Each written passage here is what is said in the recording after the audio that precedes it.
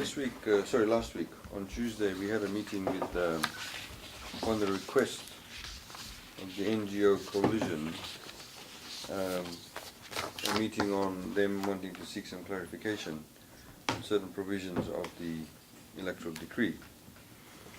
In the course of those discussions, actually, which were very good and amicable, CCF, which was also there, gave to this office a handbook which says Citizens Constitutional Forum 2013 Fiji Government Constitution Booklet, which apparently is a booklet that the CCF is taking around throughout Fiji at the grassroots level, and I understand it may even have been translated into the vernaculars, and which, according to them, is simply a information booklet in very plain English language as to what is contained in the Constitution. So in other words, a layperson's version of the Constitution. Unfortunately, and to our great astonishment, when we actually went through this booklet, we found that there's a number of anomalies and in fact a couple of lies about what's in the Constitution or what's not in the Constitution. It is very worrying because we understand activities such as this are being funded, of course, by foreign entities, governments, etc. But more to the point that the CCF, supposedly an independent, impartial NGO or member of the civil society, is here telling lies to the public of Fiji. Now, I'd like to highlight to you some of the key issues that's contained in this Constitution. And there's quite a few anomalies. I'm not going to take you through all of them. But for example, if you turn to page 25 of this booklet, on this one page, which is here, and you have somebody with a bag of money shaking hands with somebody, saying, what rights do I have in the Constitution? But this entire page talks about whether there is freedom from compulsory arbitrary acquisition of property. But more so, it talks about the rights of ownership and protection of Itauke, Rotuman and Barnaban lands. And then it talks about protection of ownership and interest in land. Interestingly enough, in this particular section, 3 times it mentions, however, a written law may authorize compulsory acquisition of property when necessary for a public purpose and on the basis that the owner will be promptly paid the agreed compensation. It mentions it 3 times. Compulsory acquisition has always been part of Fiji in the British times. Section 9 of the 1990 Constitution had compulsory acquisition. Section 40, subsection 2 of the 1997 Constitution had compulsory acquisition. And this is for public purpose. And that has always been the case. However, the manner in which the CCF has put this seems to indicate to landowners, whether you own customary owners, are you customary owners, or whether you're freehold title owners, that the state can at any time come in, buy this land, and take it away from you. What is even more damning about this particular page is that the CCF fails to mention the new provision in the 2013 Constitution, the Constitution of Fiji, that if the state no longer requires that land for public purpose, it must give back that land. That is the first time such a provision has been included in any constitution. It is in our Constitution, and the CCF has failed to mention that.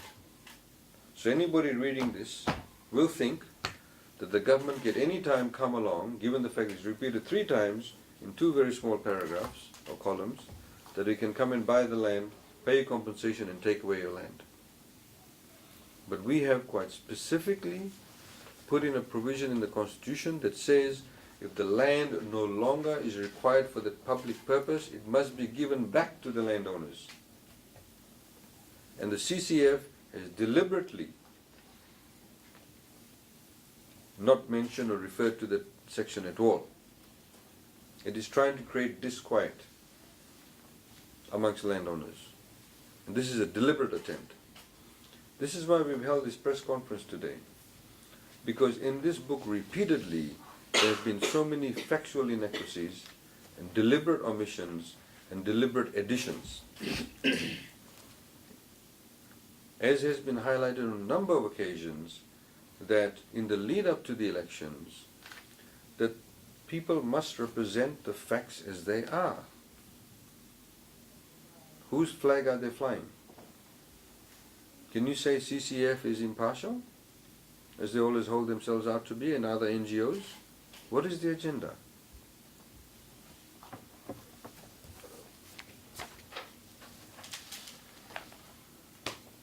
Let me take you to page 10, which is a glossary of terms. Factual inaccuracy. It says the definition of cabinet is a body of advisors to the president who lead the ministries, secretaries or departments of the government. Everybody knows that the cabinet consists of the Prime Minister, and a number of ministers is determined by the Prime Minister. You will see later on in this booklet, it says that there is no limitation to the number of ministers the Prime Minister can appoint. Has there been any limitation before? Has any of the constitutions set a limitation? You must have 5 ministers, 10 ministers, 15 ministers. In 2006 we had 36 ministers, more than half of cabinet, in the so-called coalition cabinet, multi-party cabinet. And suddenly now it's being a problem?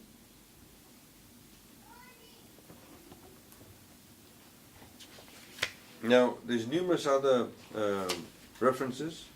For example, it says that the 1997 Constitution was abrogated in 2006. It was not. The 1997 Constitution was abrogated in 2009. How can one make such a mistake?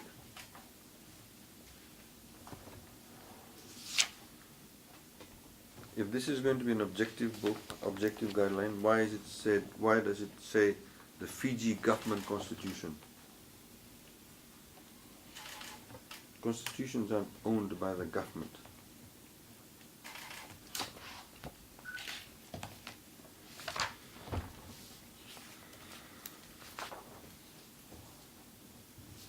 Now if you look at the comments regarding the preamble, it fails to mention on page 13 the fact that there is recognition.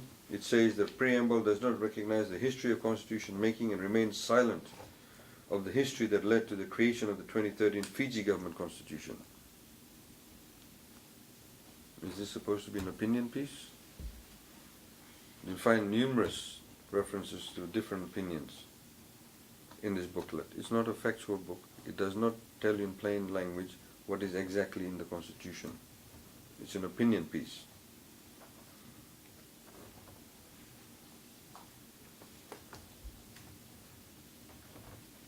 By saying that there is some form of silence on the history of constitution making, insinuates there's a total disregard to our history. When you're talking about history, it depends who writes on history. The 1970 Constitution missed out on various aspects of the Fijian history. So did the 1990 Constitution. Many people would say that the 1990 Constitution distorted history in Fiji. Numerous countries in the world that have written constitutions don't have a preamble with a historic reference to what happened and somebody fired a gun and somebody did what. Does not make it any more or less. There is a section on the Bill of Rights. It says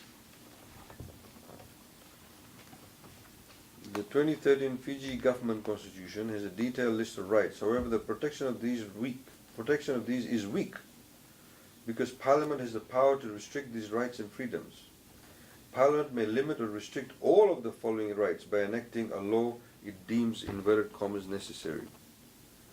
Any lawyer would tell you that the test of necessity is similar to the test that was applied in the 1997 Constitution. It gives an example. It says, it means that, for example, even though the Constitution provides freedom of speech for its citizens, the Parliament may pass a law stating that anyone that protests in front of the courthouse will be arrested. How ridiculous is that?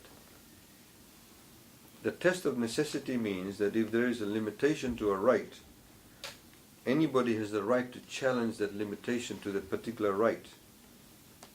And it would be the onus would be on the state to prove that it is necessary. So anybody reading this would say, oh my God, that means we can't even go and protest. And if you look at the necessity test, it gives a series of events or a series of examples as to when it can be done. And even then the test will apply for necessity. So you have this particular provision here. It talks about the leader of opposition having now diminished powers. Previously, for example, the Constitutional Officers Commission, the members were selected by the minister responsible, which invariably meant the Prime Minister. It went to the Sector Standing Committee,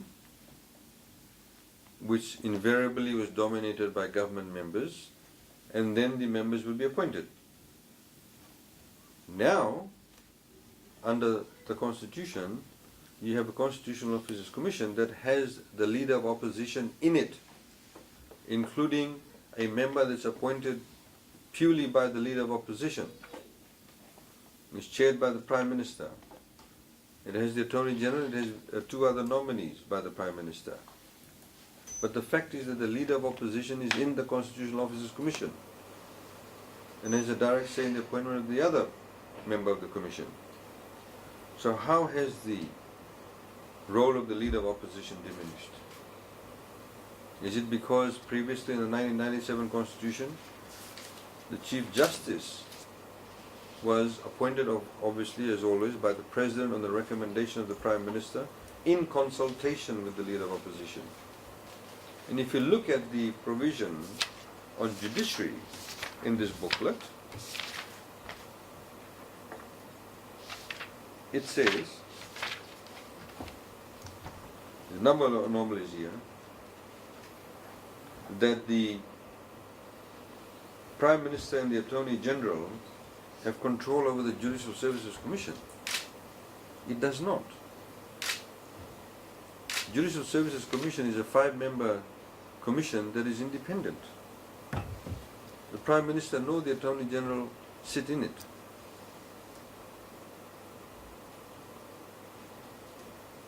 In Australia, the Attorney General recommends a name in New Zealand and the Governor General appoints the judge.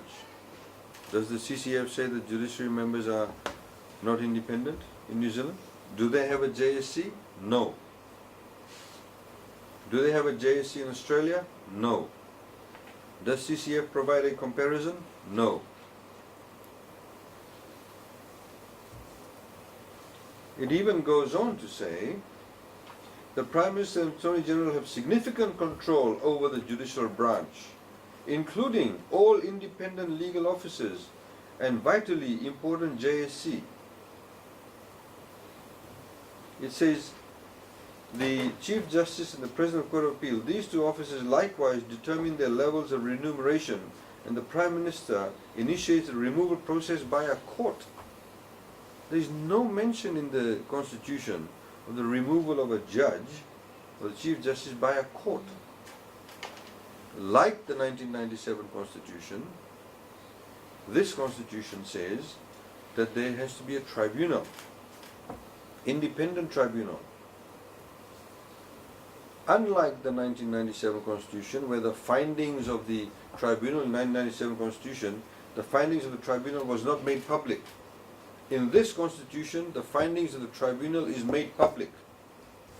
And it is incumbent upon the President to act on the advice of the independent tribunal. So it's been made public, that's not been stated in this. The fact that it must act on the recommendation of the tribunal, it's not stated in this section here on the judiciary. How can we say that this is a impartial view or impartial take on the Constitution? It's got it wrong regarding the Speaker. It says that the Speaker and the Deputy Speaker, it says, at its first sitting after an election, the Parliament must elect by a simple majority vote a Speaker and a Deputy Speaker from amongst the members of Parliament. Incorrect. The Speaker comes from outside the Parliament. The Deputy Speaker comes from within Parliament. Factually incorrect.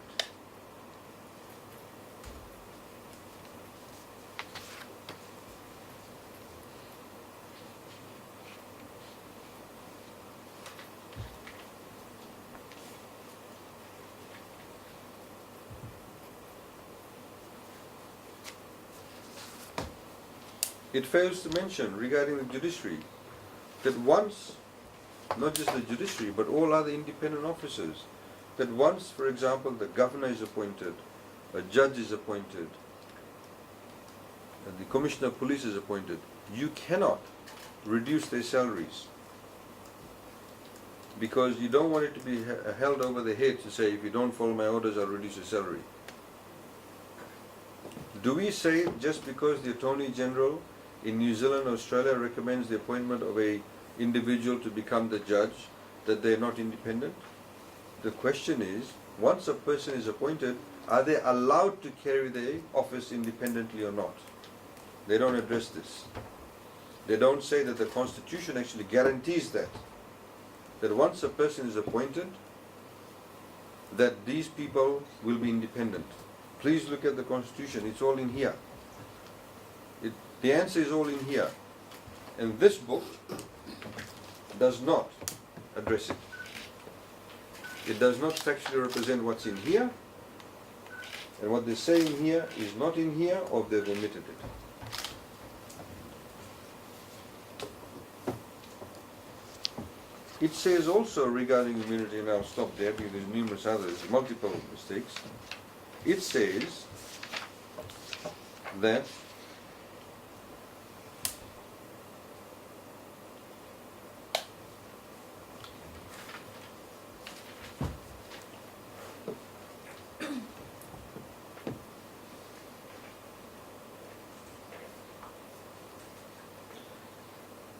people who have been given immunity have imposition of broad, unqualified immunities. In other words, that we have immunity over every single thing. So in other words, if I had raped somebody, I cannot be charged. In other words, if I had taken a bribe, I cannot be charged. That's what unqualified immunity means. And if you read this section, chapter 10 on immunity, it says, the immunity shall apply, but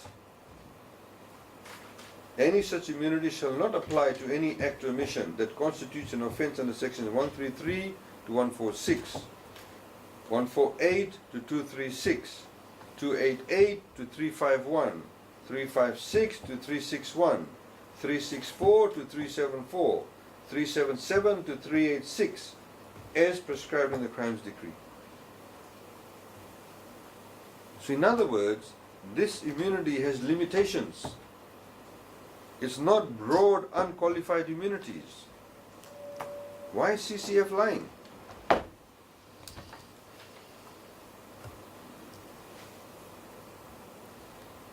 And then it makes a statement saying, given the nature of the immunity provisions, the Fiji government constitution will be unable to change in keeping with any change in Fijian attitudes. What does that mean? What has that got to do with immunities?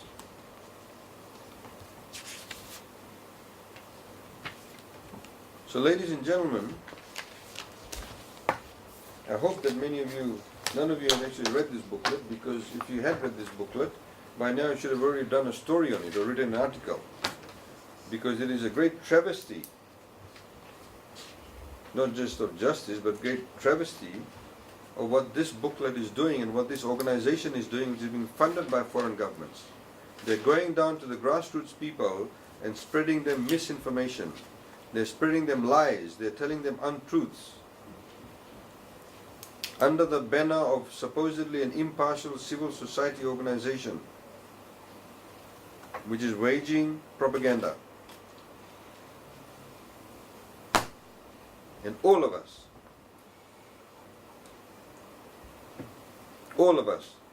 need to be very, very, at the very least, annoyed by this. Because we want ordinary Fijians to have the right information. We want people to be informed by facts. Let them make up their minds. It does not mention a single time about the fact that there is widespread national consultations on the Constitution. Not a single time.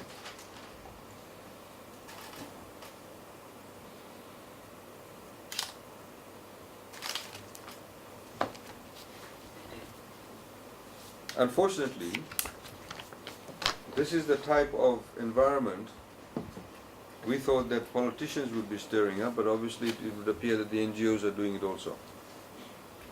And it is of great concern. These are the very same people who go up to various organizations, internationally and locally, and portray themselves as being independent when they are not. Portray themselves as the purveyors of truth when they are not.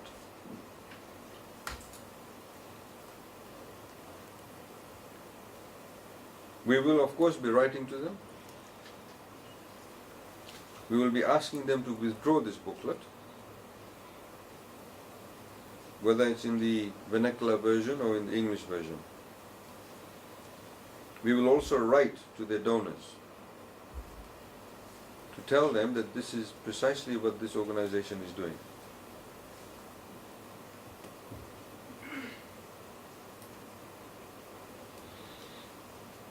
And I think it is the responsibility of every media organization, at the very least, to tell the members of the public that this book is factually incorrect. Do not believe it.